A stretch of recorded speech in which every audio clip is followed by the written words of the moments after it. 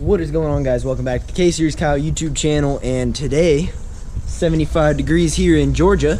I got the parts in from Honda early, so we're gonna finish up this car tonight and you guys are gonna be a part of it. So I've already started on it and got like the mid shaft and drive shafts and subframe in, because you already saw me put that in before. So I just went ahead and put it all in, and now we're gonna start a time lapse for header and intake manifold, and intake and bumper, and we should be about finished. So let's get that started right now.